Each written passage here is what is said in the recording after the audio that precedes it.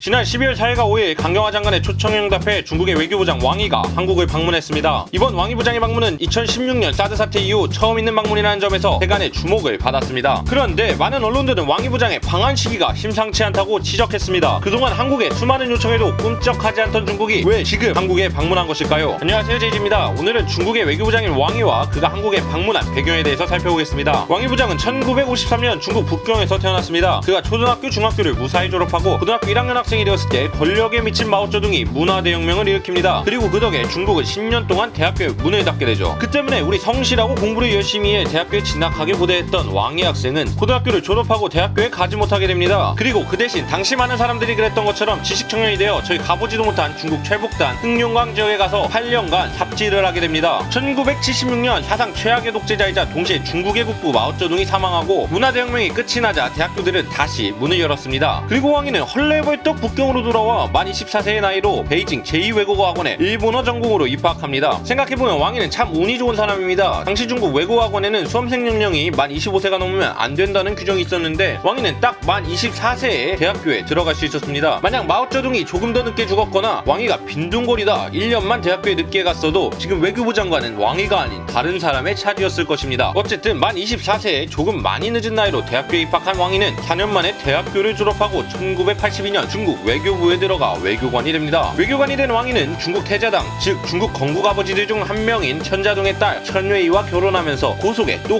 또 초고속 승진을 거듭하여 중국 최연소 외교부 부부장이 될 수 있었고 2013년 외교부 부장이 되었습니다. 이런 왕이가 2014년 5월에 있었던 공식 방한 이후 5년 6개월 만에 또다시 한국을 찾았습니다. 왜 왕이는 한국을 찾은 것일까? 현재 한국은 여러 외교적 어려움을 겪고 있습니다. 저기저 휴전선 위에는 북한의 김정은 동무가 내래 크리스마스 선물이 뭔지 보여주겠어 하고 으름장을 놓고 있고, 또 최근 수출 규제와 지소미아 폐기 문제로 일본과 진통을 겪었으며 거기에 러시아는 자꾸 비행기를 한국에 날려 간을 보고 있고, 태평양 너머에는 분명 아군인데 가끔 적군 같다는 생각이 들게 만드는 트럼프 대통령이 방위비 분담금 5조 원을 더 내놓으라고 압박을 하고 있습니다. 이런 시기에 왕이 부장의 방안은 의미심장해 보입니다. 전문가들은 왕이의 방안 목적을 크게 4가지로 보고 있습니다. 우선 한중일 3국 정상회의에 관련한 사전협의입니다. 한국, 중국, 일본 세 국가는 2008년부터 연례적으로 돌아가면서 국가 정상회의를 개최했는데 이번엔 중국 성도에서 열리기로 했습니다. 왕이 부장의 방문은 이번 회의에서 다룰 의제를 조율할 목적을 가지고 있습니다. 두 번째로 최근 한일 관계를 파악하기 위한 목적입니다. 한국 대법원 강제징용 판결 이후 일본은 수출 규제를 감행했습니다. 그리고 청와대는 수출 규제에 맞대응 카드로